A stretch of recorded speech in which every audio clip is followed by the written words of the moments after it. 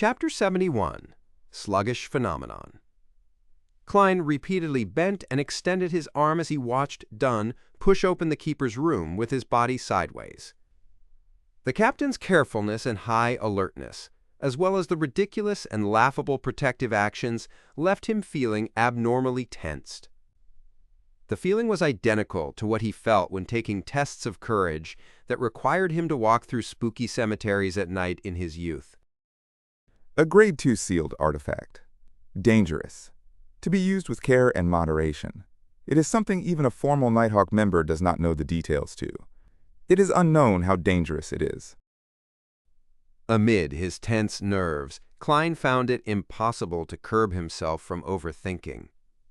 At that moment, his brain suddenly turned numb, as though a power switch had been flicked off. Everything in Klein's vision turned slow. Even his arm actions shared the same fate. He saw Captain Dunn stop in his tracks.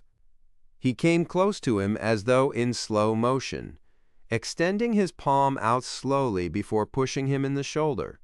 Suddenly, Klein's thought processes and vision were restored to normal at the same time.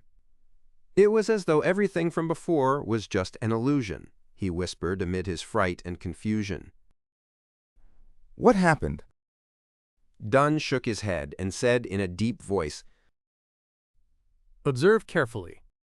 The moment he finished his sentence, he turned around and walked into the keeper's room. Klein followed closely behind and saw 4 other people in the room. They were either seated or standing. One of them was the midnight poet, Leonard. The other 3 were people Klein had never met before. However, all of them shared a common trait. They were all doing the extending and bending arm exercise with utmost seriousness. Dunn gave a brief introduction. Klein Moretti has a miraculous connection with the Antigonus family's notebook. Then he pointed to the other 3 strangers and said, These, ladies and gentlemen, are colleagues from the Backland Diocese. They escorted sealed artifact 2049 here. This is Madame Lorata, Sequence 8 Gravedigger. She is a master sharpshooter. At that moment, the black-haired woman who looked about 30 nodded at Klein in a friendly manner. She looked pretty good. She did not wear a hat and was dressed in what appeared like male attire, a black coat with a white shirt, tight black trousers, and black leather boots. The corners of her mouth were slightly curved up. After Klein exchanged greetings, Dunn pointed to a man seated behind the desk. Iyer Harson, someone just like me. Before he finished his sentence, Klein saw Mr. Ayor Harson, in his gray trench coat, turn sluggish with his arm motion. It was as though a gear had lost its lubricant or a joint covered in rust. What's wrong? Amid Klein's daze, he saw Lorata push Ayor Harson. Only then did the gentleman's actions return to normal. Was I like that previously? Klein was first taken aback, before he came to the realization. This indicated the dangers that sealed artifact 2049 held. What would happen if one was not awoken in time? Would one become a zombie? Filled with questions, Klein greeted the charming middle-aged Ayer Harson. Dunn said, as he pointed to the last Nighthawk, Borgia. Borgia was a cold man with a knife scar on the side of his face. His sharp brown eyes were like an eagle's. He was constantly observing everyone in the room, the handsome Ayor Harson said as he stood, his eyes revealing some wrinkles. Let's set off. The faster we end this, the faster we can seal 2049. So where is 2049? Klein surveyed his surroundings curiously, but did not notice any traces of the sealed artifact. Of course, he could not see the areas obscured by the table without activating his spirit vision. Dunn turned and looked at Leonard Mitchell. All right, you'll be in charge of driving. It is best not to involve Cesare with matters like this. Cesare was the clerk in charge of procuring and collecting supplies for the Tingen Nighthawks while standing in as a carriage driver. He was the one who drove Klein to Welch's home to meet the spirit medium daily. Leonard stopped acting frivolous and nodded seriously. No problem. At that moment, Klein saw Ayor Harson bending over. He picked up a black metal chest which had been obscured by the table. The chest was carved with resplendent stars and the crimson full moon. It was as though there was a formless barrier around the chest. The sealed artifact should be inside there. I wonder what 2049 looks like. Klein observed the chest curiously. Thump, thump, thump! Violent knocking sounds suddenly erupted from the black chest. Even the surface of the chest bulged time and time again. Thump, thump, thump! It was as though something horrifying had awakened within the chest and was pounding wildly. The sound of the knocking was beaten into the hearts of everyone present. It's alive? Just as Klein had a thought, he saw Captain Dunn's arm exercises turning sluggish, as if his joints were layered with glue. Borgia, the nighthawk from Backland, pushed Dunn's shoulder, allowing him to recover. It's like doing the robot dance when one is affected by 2049. If all of us are under its influence, wouldn't we be some awkward dance squad? Luckily, 2049 seems capable of only influencing one person at a time. Klein lampooned to relax his tense nerves. He did not dare halt his arm exercises. He followed Dunn's lead and left his cane behind. He then followed behind the 5 Nighthawks through the tunnel and up the stairs to the second floor of the Blackthorn Security Company. Leonard had gone ahead and notified everyone in the front of the buildings, so Roseanne and the rest had all made their way to the 3rd level.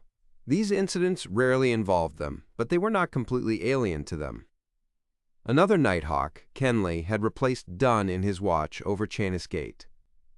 Klein heaved a sigh of relief when he reached the carriage. He looked suspiciously out the window and said, Won't 2049 affect the ordinary people on the streets? From their journey underground to the carriage, sealed artifact 2049 had already caused 6 sluggish incidents, 2 of which were targeted at him. He had been jolted awake by Captain Dunn and Leonard Mitchell, respectively. The rate of the sluggish effect was rather alarming. The beautiful, black-haired Lady Lorata explained with a lazy tone. No worries, 2049 will target humanoid creatures within 5 meters of it first. The closer you are to it, the easier it is for you to be chosen. As long as there are 3 people surrounding it, people who happen to be around when the carriage steers past will not be affected. What a weird sealed artifact. Klein thought as he continued his arm exercises. Dunn and the rest of the Nighthawks did not speak on the journey to Ray Bieber's house. They were paying close attention to each other's condition. Only Lorata wore a nonchalant look. At times, she took in the sights of Tingin's not-so-clean streets, and at other times, she praised Backland's underground water system. Soon after, the familiar building finally entered Klein's line of sight. The group of 6 made their way to the 3rd level while observing each other. The door to Ray Bieber's house was labeled with the Tingen Police Department's symbol, indicating that entry was forbidden to unauthorized personnel. As Dunn did his stretching exercises, he took out a key. He opened the newly changed lock, then turned around, allowing Ayer Harson, who was carrying the black chest, to enter first. Thump, thump, thump, thump. The sealed artifact in the black chest knocked violently once again, even more violent than before. This made Ayer Harson's arm waver from side to side, uncontrollably. It even made Klein suspect that the chest would be pounded open in time. Thump, thump, thump. Klein quickly noticed that Captain Dunn's movements were becoming sluggish. He was about to wake him up when a buzz sounded in his brain. His brain became numb. The scenes before his eyes played as though they were in slow motion. Didn't they say that? Aeon, he planned that it only affects one person at a time. Klein's thoughts quickly became sluggish. At this moment, the prepared Lorata and Borgia woke each of them up respectively by pushing them. Having his thought processes and vision restored, Klein looked around with lingering fear. He nearly blurted out, Didn't you say that 2049 can only affect one person at a time? Thankfully, I did not stop my stretches. Ayer Harson said with a mechanical tone. When sealed artifact 2049 enters its berserk mode, it can affect up to 2 people at once. We can confirm that Ray Bieber is indeed a descendant of the Antigonus family. Lorata let out a faint laugh. She looked at Klein and said, 2049 becomes very agitated when it meets a descendant of the Antigonus family. Even if only their scent remains, its abilities would also increase considerably. I believe you would be able to understand its feelings. Well, I don't. Klein asked curiously. So is it a living creature? Lorata smiled but did not reply him directly. You'll know in a while. As long as Ray Bieber hasn't escaped Tingen, 2049 will lead us to him. Klein could only put his other questions on hold as he walked around the room with the Nighthawks. Amid the loud and violent thumping from the chest, they locked the door, walked down the stairs, and returned to the carriage. Ayur Harson looked out the window several times and confirmed that there were no pedestrians within a 5-meter radius of them. He then placed the black chest on the ground and twisted the mechanical switch to release its spiritual restraints. The violent thumping stopped suddenly, slipping the entire carriage into silence. Not even the breaths of the Nighthawks could be heard. Klein held his breath as the black chest opened slowly. A sharp creak that hurt his ears could be heard. Creak! The chest fell as a slender brown arm extended out of the chest. It was about the length of a child's finger. 2 arms pressed forward one after another as an object about the size a normal human being's palm appeared bit by bit in front of Klein & Company. It had clear elbow, finger, and knee joints. Covered in an oil-stained brown cloth, its face was painted with the colors of a clown, red and yellow. It was a wooden puppet with a weird appearance. 2049 lifted its head and looked at Klein with its pure black eyes. Its rigid mouth slowly parted to reveal a clown-like smile. Chapter 72. Tracking. The wooden puppet's face was painted in red and yellow like the common clown. The corners of its mouth were upturned high, revealing an abnormally comical smile.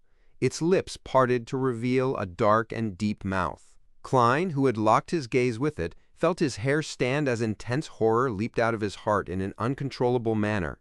Everything before his eyes grew dull, as though he was looking at the world through a piece of thick brown glass. Klein's thoughts slowed down gradually, and he instinctively wanted to ask for help, but his neck seemed to be held tight by a rope. He couldn't make a single sound, and the single word was trapped in silence.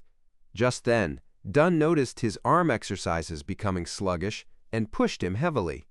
The brown glass before Klein's eyes shattered in an instant. He blurted out the word help, which had remained dormant in his throat. It reverberated within the carriage with sharp panic. Klein spoke in a very certain tone.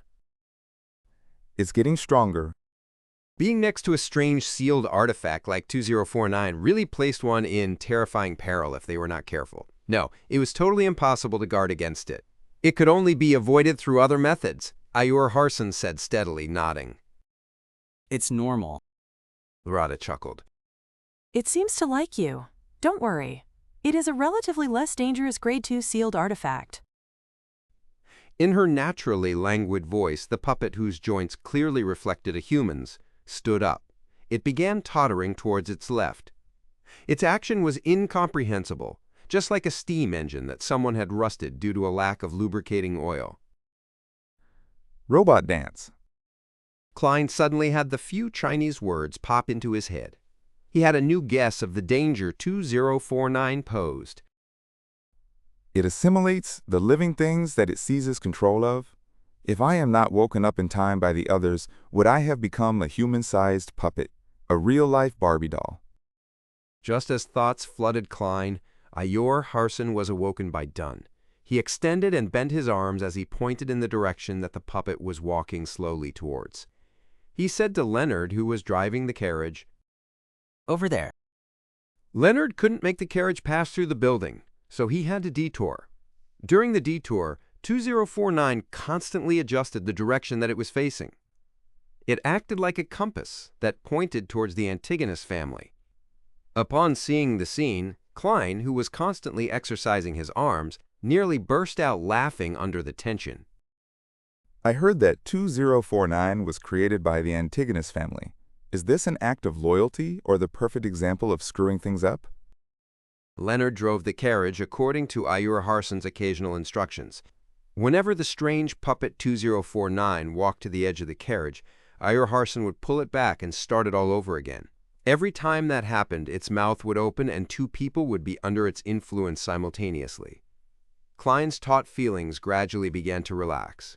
He realized that sealed artifact 2049 was not as scary anymore. As long as there were more than 3 people present and they constantly maintained their arm motions, if they made sure to wake their partners in time, 2049 was merely a puppet with slightly unique characteristics. The carriage traveled at high speed and quickly arrived at the harbor, where warehouses were clustered. After circling a few times, they confirmed that 2049 intended to enter the innermost grayish-white warehouse. Ayurharsen's expression turned solemn. He grabbed the puppet carefully and stuffed it back into the black chest. Thump, thump, thump. Under constant ferocious knocking, Ayur woke up again and again with the help of Borgia and Lorata, as he activated the mechanism with great effort. He then injected his spirituality and activated the star and crimson symbols on the chest. At the reappearance of the formless seal, Ayurharsen let out a long, heavy breath. Dunsmith said with a low and mild voice, "Let's get down." "Leonard, tying the horse here will do." Dressed in trench coats, suits, or shirts, the 6 left the carriage and walked into the innermost warehouse. As they walked, they uniformly stretched and bent their arms.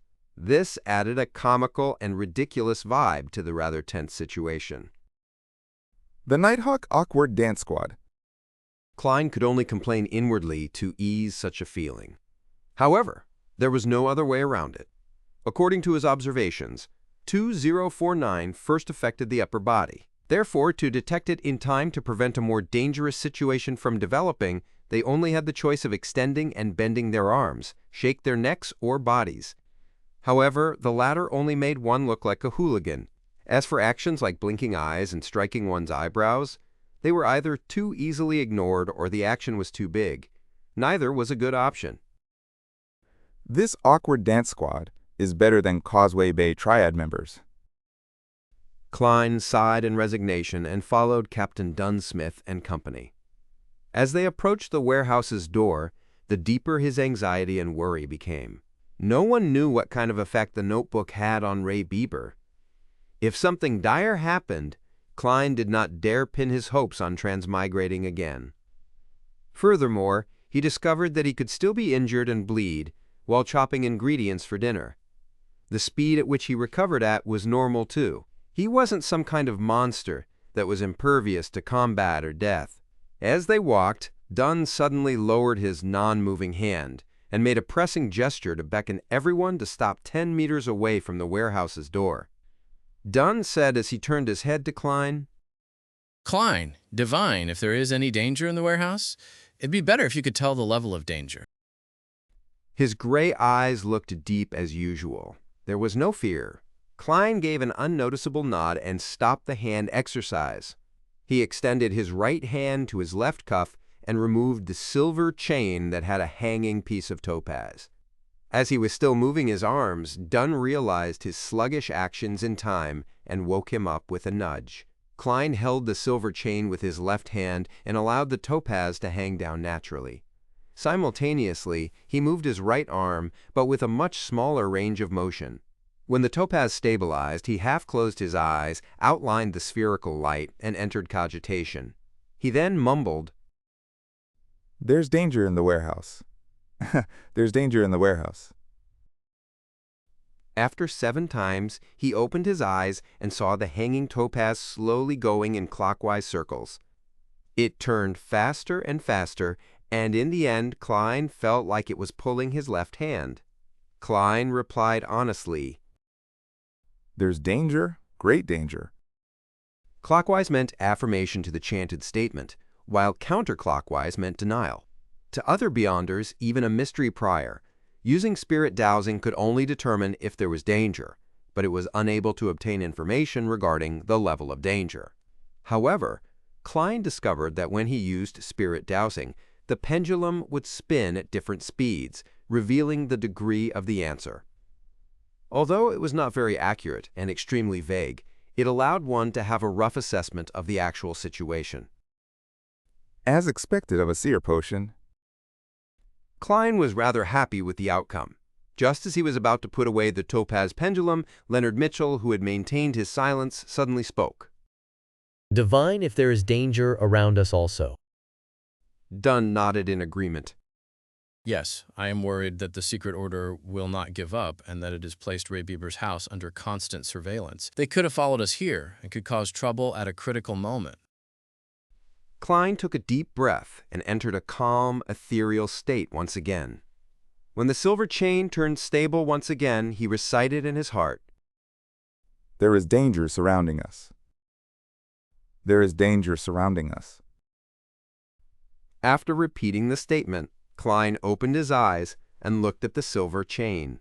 In his dark brown eyes, the topaz pendulum first moved counterclockwise with difficulty. Then, it suddenly paused and started moving clockwise. Klein felt a tug on his heartstrings as he spoke carefully. There is danger surrounding us. Furthermore, someone had tried to intercept his divination, but had lost to him in the invisible fight. Just as he spoke, an orange-yellow fireball the size of a fist flew towards them. It came crashing towards the middle of the group with its blazing speed. Dunn Smith, who had already drawn his long-barreled revolver before Klein did his divination, immediately raised his hand, aimed, and pulled the trigger. Bang! The fireball didn't seem to be affected by the gunshot, but continued its original trajectory, as though it was forcing everyone to scatter from dodging. Klein originally thought nothing of the troublemaker who was following them. After all, there were 6 Beyonders present. They were not even short of Sequence 8 and Sequence 7 experts. It was a lineup that was practically unstoppable in a small city like Tingen. But when the fireball smashed down, he came to a sudden realization.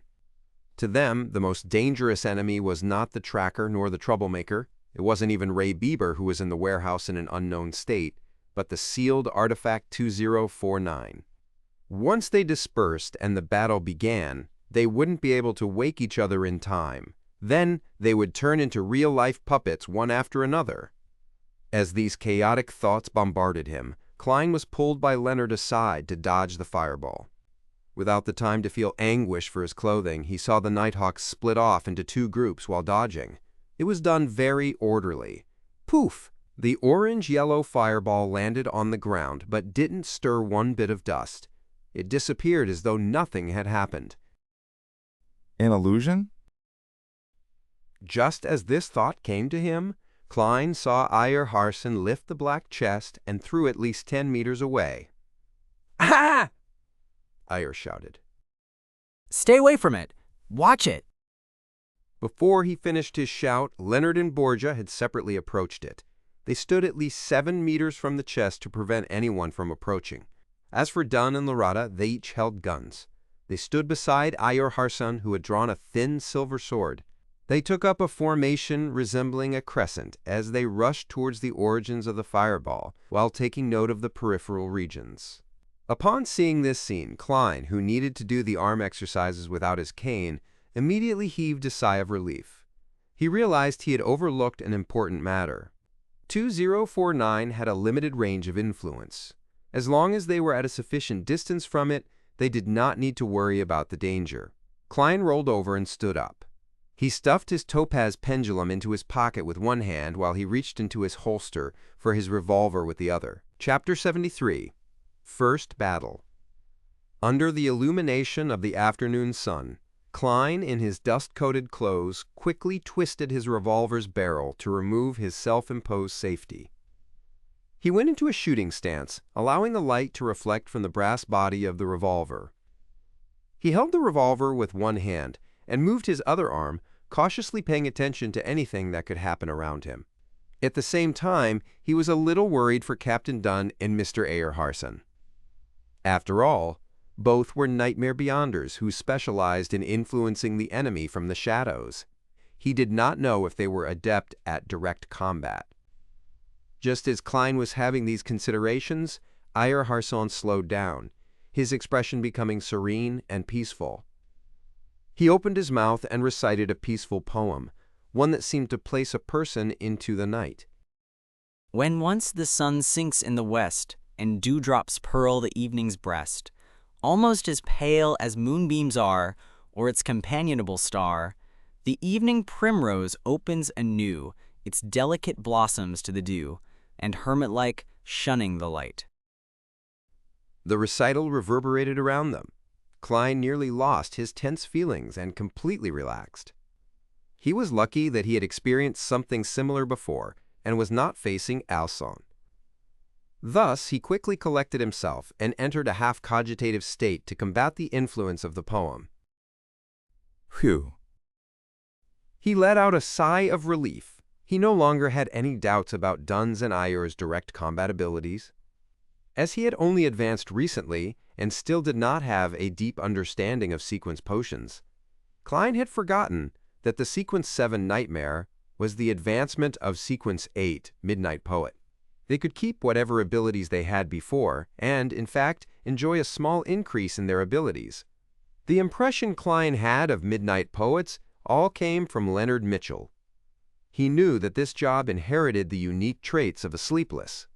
They were good at combat, shooting, climbing, and sensing. They were also adept in influencing the living creatures around them through the use of various poems. In simpler terms, they were violent poets. While Ayur was reciting his poem, the large wooden crates stacked up around them seemed to suddenly ripple like water. A man wearing a black tuxedo and half-top hat appeared. But this man's face was painted in 3 pastel colors, red, yellow, and white. The sides of his lips were arched high like a clown, forming a ridiculous contrast with his formal wear that was suitable for joining an evening banquet. Thud, thud, thud. The black-haired Lorata, who had been introduced as a sharpshooter, charged forward quickly. She had a gun in one hand and had clenched the other into a fist. She made it within inches of the suited clown in a few steps. The suited clown seemed to be affected by Ayur Harsen's poem. His body was swaying, and he had a peaceful expression in his eyes. He did not have any desire to retaliate. Lorata tilted her body with a boxing maneuver as she pulled back her fist, then punched toward the suited clown's face. Bang! The air crackled as the suited clown shattered suddenly like a mirror, pieces quickly evaporating and vanishing into thin air. At this moment, the suited clown quickly appeared once again in the shadows of the wooden crates a few steps away. The suited clown's figure outline quickly appeared again. The person under the influence of the poem was only an illusion. It was a performance. The suited clown grinned again. It had a comical look as he pressed down on his half-top hat with one hand and pointed a finger gun with the other. Bang! The sound of a shot rang from the finger gun. Lorata fell to the left and rolled on the floor, dodging the attack. But nothing had happened, except for the fake gunshot. Bang! Bang! Bang! Dunn and Ayur each lifted their guns and fired steadily. The suited clown dodged adeptly, sometimes to the right and left, sometimes rolling on the ground. It was as if he was an acrobat act in a circus. Suddenly, Lorata surprisingly charged forward again. Despite being called a sharpshooter, she was still using her fists. Bam! The suited clown could not dodge the attack in time and could only lift his left arm to block the fist. Seeing the clown stop, Dunn and Ayur did not hesitate to each take aim and pulled the trigger. At this moment, the arm that the suited clown used to block Lorata's fist ignited with an orange-yellow flame. In an instant, the flame enveloped the suited clown and spread towards Lorata. Bang! Bang! Dunn and Ayur fired their revolvers, hitting the ball of flame. The flames burned rapidly, and soon all that was left were black ashes floating in the sky. But the suited clown once again appeared behind the stack of wooden crates close by. He lifted his right hand and pointed a finger gun once again. Bang! Amid the illusory gunshot, Lorata suddenly stopped in her tracks. She did not charge forward. Mud was splattering in front of her as a bullet appeared. The suited clown was no longer delivering an illusion with this strike. It was hard to discern real from fake, reality from illusion. Bang, bang, bang.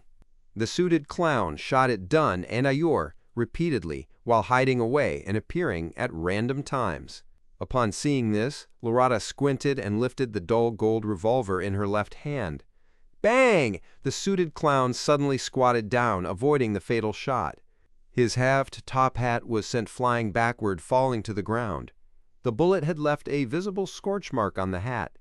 After rolling a few times on the floor, the suited clown scaled the stacks of wooden crates with the agility of a monkey. He shot air bullets out of his finger gun from the high ground. Higher Harson took a few steps back and lowered his gun.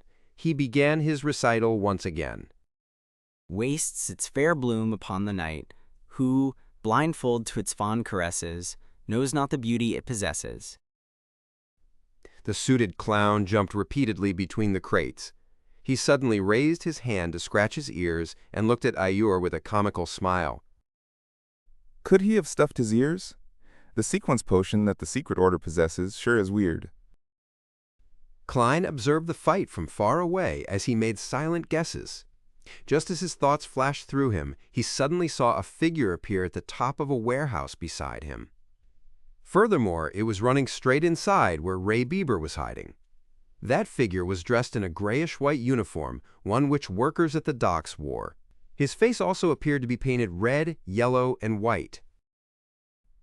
The suited clown is responsible for distracting Captain and the rest while the other person retrieved the diary? Klein instinctively raised his right hand and shot at the figure on the roof. He had just taken aim when the figure suddenly squatted, switching from running to rolling on the ground. Bang! Klein did not stop pulling the trigger. He saw the figure suddenly pause, blood blooming in a spurt. The figure looked at him in shock. While bearing the pain, he continued charging into the warehouse. That felt like a lucky shot. Klein twitched his lips and pulled the trigger once again. This time, the bullet hit the wooden roof beside the figure. Bang! Bang! Bang! Leonard and Borgia also shot but did not hit the figure. Klein wanted to criticize how terrible their shooting skills were as compared to his when he suddenly stopped pulling the trigger. That's right. Why must we stop him? Didn't I divine that there is grave danger in the warehouse just now? Wouldn't it be great if we let that guy be the vanguard and step on the landmine for us? Leonard and that Mr. Borgia must have had the same idea. With this thought, Klein lifted the barrel of his revolver and shot at the sky. Bang! Bang! Bang! As the gunshots rang, the figure managed to reach the innermost region of the warehouse unobstructed. He lunged downwards, slamming into the roof as he fell down with the collapsing roof. Immediately following the commotion, the black-haired Lorada's eyes suddenly turned black. Her left hand began making a strange pulling action. The suited clown's jumping actions suddenly came to a pause as his ankle seemed to be grasped tightly by an invisible hand. Dunn did not shoot immediately and instead pointed his revolver downward.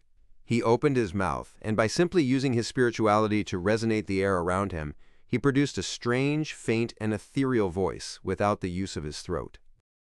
Thus it blooms on while night is by, when day looks out with open eye, bashed at the gaze it cannot shun, it faints and withers and is gone. The suited clown suddenly became limp, as if he had lost the desire to live. Ayer Harson lifted his handgun and took aim, his finger pulling the trigger immediately.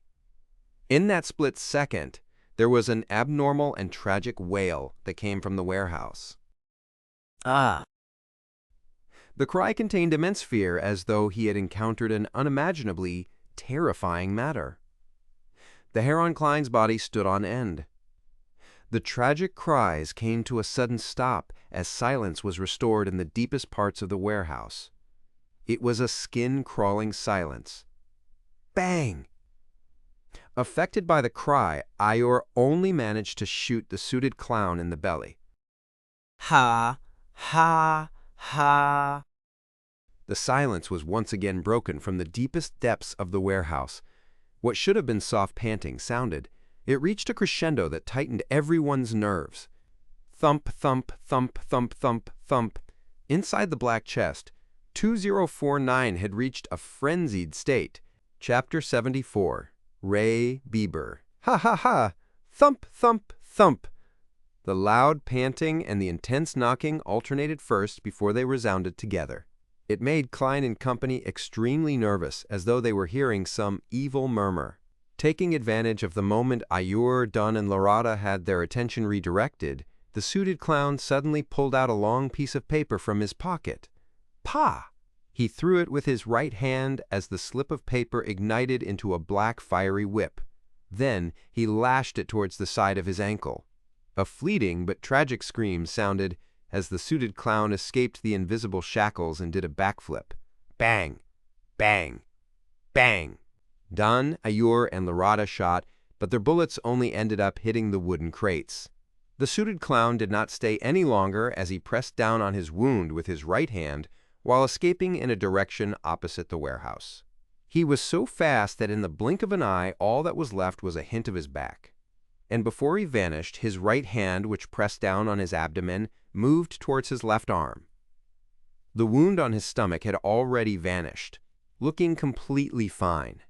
The location on his left arm, which he touched with his right hand, suddenly became badly mangled, and a silver bullet appeared in the torn flesh.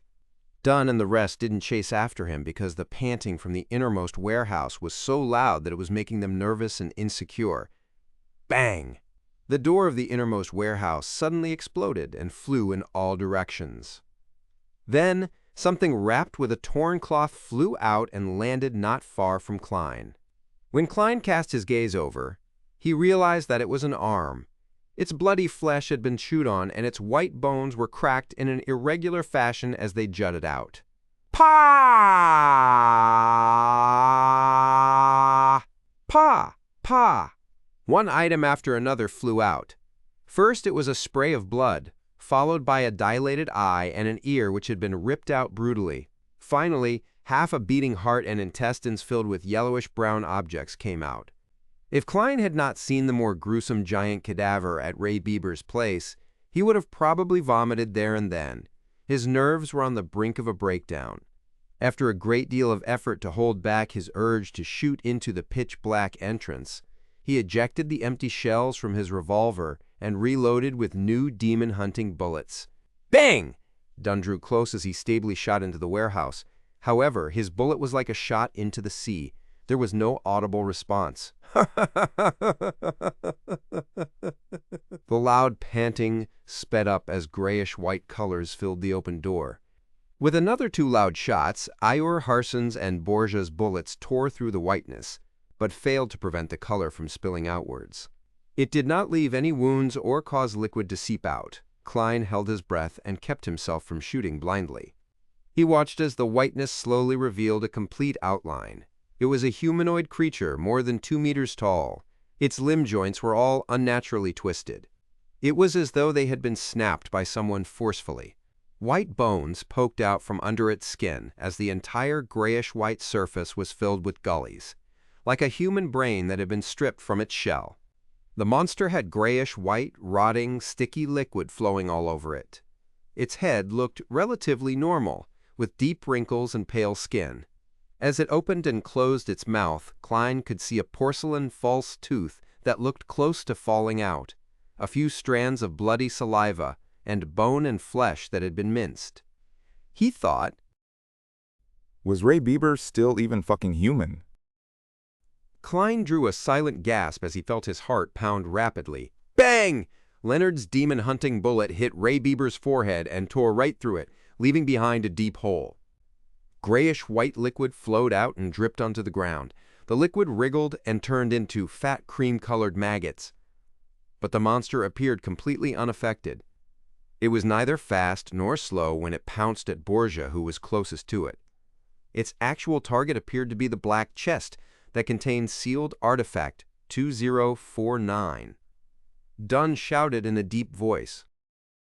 Loss of control of beyond her powers. Larada, it looks like a dead soul, so quickly look for its weakness. All right? Larada did not speak further as she raised her hands to press down on her eyes. Her pupils turned gray, then colorless, as though she had entered the world of spirits and a kingdom of dead souls. She looked down at the enemy from a higher vantage point as she searched for a node. Klein saw that a normal gunshot was ineffective, so he did not bother wasting more of his bullets. He lifted his hand to tap at his glabella to activate his spirit vision. He planned on helping gravedigger Larada. From his vision, Monster Bieber only had one kind of spiritual glow left. It was purely grayish-white, a whiteness filled with craziness. Apart from that, Klein saw nothing else. At that moment, Iyer Harson and Leonard Mitchell sang simultaneously. Oh, the thread of horror, the hope of crimson cries. One thing at least is certain, that this life flies.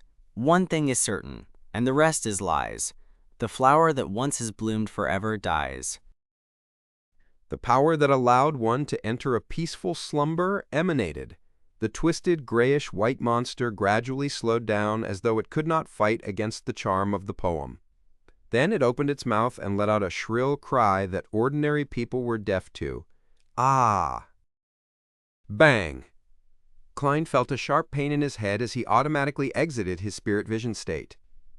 He felt warm liquid flowing out of his nose, and when he subconsciously wiped it with his hand, he discovered the back of his hand covered in blood. Iyer and Leonard fell back to the ground at the same time. They had blood stains lining the corners of their lips, noses, and eyes. Borgia, Dunn, and Laurada each took a step or two back, the color in their face draining. That monster only screamed once, but it appeared to exceed what the 6 Beyonders could withstand. They instantly turned extremely weak. Bam! It closed in on Borgia and suddenly swung its twisted joint. Bang! Bang! Bang! Bang! Borgia and Dunn shot twice each, but they didn't cause any damage to Monster Bieber. Bang! A blow sent Borgia flying out as his long-barreled revolver fell to the ground. He tried to stand up a few times but failed to do so. The corner of Monster Bieber's mouth had stringy liquid, oozing out as it leaped towards the black chest. Bang! At that crucial moment, Iyer Harson shot a bullet at the box to knock it some distance away, preventing Monster Bieber from grabbing it. Its momentum brought it forward by more than 10 meters. The black chest cracked, and as the thumping within turned more intense, it grew more obvious. The black-haired Laurada finally spoke. Found it. I need you to control it for at least 3 seconds. All right. Dunn didn't delay any further. He extended his hand to tap his glabella and closed his eyes. He seemed to fall asleep as shapeless waves slowly rippled out one after another. In that instant, Monster Bieber paused, and the craziness in its eyes quickly receded. Its thin, transparent eyelids began to close uncontrollably as well. Dunn's body started quivering, and something popped up under his clothing and wriggled on the spot. It was as though he hid slippery, scaleless snakes within. Laurada rushed over, and with a roll, arrived under Monster Bieber. She supported herself with one hand while raising a clenched fist, bombarding Monster Bieber's crotch like artillery. Poof! She ignored the corrosive pain but supported herself against the ground and directed more strength once again. She went higher a little as her fist drilled deeper in. Rip! Laurada pulled out her forearm as she dragged out an intestine filled with brownish-yellow bloodstains. In the intestine, there was an ancient notebook. Ah! Monster Bieber let out a blood-curdling scream, and his body suddenly lit up as though it was melting. Just as Iyer Harson's hurried shout ended. Get down! Klein saw Monster Bieber suddenly swell up. Boom! Amid a loud explosion, the distant Klein was tossed into the air by the shockwave and landed heavily. He struggled to stand against a swirling headache, and he saw Monster Bieber turn into a pile of disgusting, rotting flesh. Then he saw Dunn and Laurada, who were a dozen meters away, looking like they had been knocked out. Iyer Harson, Borgia, and Leonard Mitchell were on the ground too, some groaning in pain, some struggling to stand up but failing. Klein was just about to relax when he suddenly saw a familiar object about 2 or 3 meters away from him. The black chest had stopped rolling, and the cracked surface was facing the sky. A skinny brown arm extended out. Sealed artifact 2049. Fuck. Klein's heart tensed up as he immediately leaped in the opposite direction in a bid to escape 2049's effective range. The blast from before had thrown the black chest near him, and at that moment Klein's head suddenly buzzed as his thoughts turned sluggish. Chapter 75. Saving himself. Oh no. I've been controlled by the puppet. Captain and company are either unconscious or have yet to recover. They can't even get up. They will not be able to. No, I have to. Save myself. Everything before Klein's eyes was happening in slow motion. All his joints and his brain seemed to have been coated with an ever-thickening layer of glue. He had no interest in becoming a human version puppet, so he seized the opportunity of not being fully controlled by trying his best to seek a way to save himself. I definitely can't hit myself. There must be an hani la force. External force. External force. I'll give it a try. There's no time for hesitation. Without the luxury of time to think through things, Klein came to an idea in less than 3 seconds. He moved his rusty knee joint and took a counterclockwise step. At the same time, he did not try to escape the invisible rope that hung around his throat. All he did was recite inwardly. The Frelapaden, immortal Lord of Yom, heaven and earth, rest for blessings. He wanted to use the mysterious world above the gray fog to awaken him and escape sealed Artifact 2049's assimilation. Creak, creak, creak! Klein's knees and ankles let out an involved ear-piercing sound. With a slow, contorted step, he took another step counterclockwise. From the Sky Lord of heaven and earth, for blessings. Klein's thoughts turned increasingly sluggish as he felt as though he was a computer that had all sorts of bloatware and every antivirus software installed. He lifted his left foot in a jerky manner as he took another step in the required spot. The exalted third. Klein's thought processes turned more and more rigid and sluggish. He took the final step purely out of instinct. At that point, he knew he was almost fully under the puppet's control. Even if Iyer Harson could get up in time to save him, he would probably be unable to be awakened. But his strong desire to live made him chant the final line of the incantation. The celestial, worthy. Just as he finished his incantation, the extremely chaotic and hysterical shouts and murmurs sounded. They quickly took over every corner of Klein's sluggish thoughts, shattering them in the process and reducing them to thoughts he had no control over. Klein's brain became a boiling pot of potpourri as his stiff body turned light while his spirituality lifted. Endless grayish-white fog and the dark red stars of varying distances appeared once again before his eyes. It was vast, mysterious, vague, and blurry. Klein's confused mind quickly settled down as he finally regained his ability to think, only to see the magnificent palace. He whispered with a lingering fear, Phew, thankfully it worked. According to his previous observations, he knew that once someone fell under the control of sealed Artifact 2049, it was equivalent to death. Normally, there was no medicine that could save the victim. Luckily, his luck enhancement ritual and the mysterious world above the gray fog was not considered normal at all. After pacing a few times, Klein began considering the situation he was in. I can't just stay here the entire time, right? By the time Captain and company wakes up and gathers over, I won't be able to explain the situation. As things are right now, I only have the shell of my body, nothing more zombie-like than a zombie. But if I were to take the risk and return, there's no way to guarantee my safety. What if I get controlled by 2049 again? While suffering from his dilemma, Klein suddenly smacked himself in the forehead and could not help but chuckle softly. It looks like I haven't gotten used to my status as a seer. Before he finished his sentence, he appeared at the seat of honor in front of the long bronze table, sitting on the high-backed chair with the strange symbol. Klein extended his hand as a fountain pen appeared out of thin air. He scribbled a sentence on an illusory piece of paper. Returning to the real world is very safe. Immediately following that, Klein pulled out a projection of a spirit pendulum from his packet. After a few gatherings, he discovered that the items he brought on him were projected above the gray fog, but they were relatively illusory. Klein held the silver chain with his left hand as he allowed the topaz to nearly touch the paper. He calmed his breathing and half closed his eyes. He calmly repeated the words on the piece of paper. Returning to the real world is very safe. Returning to the real world is very safe. After repeating it 7 times, Klein completed the divination with spirit dowsing. He opened his eyes and saw the topaz slowly oscillating, guiding the silver chain in a clockwise spin. Clockwise is an affirmation while counterclockwise is negative. Returning to the real world is very safe. Klein heaved a sigh of relief as he habitually stored the chain away.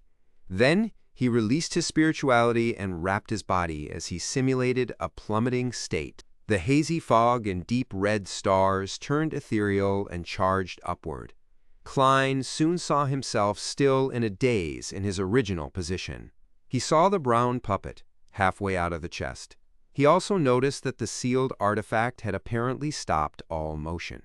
His physical senses reached to his brain, and just as he was about to try to move his arm to determine his condition, he suddenly heard a voice concealed within the wind. Do you wish to be awakened? You can be saved as long as you promise me one thing. This one thing is to help me take that Antigonus family notebook. Nod if you agree. I know you are still capable of completing that action. Who is it? Yes. 2049 doesn't seem like it's attempting to control me. That's right. It will not repeatedly influence the same person. There will be a break. Klein was shocked, but he did not show it on his face.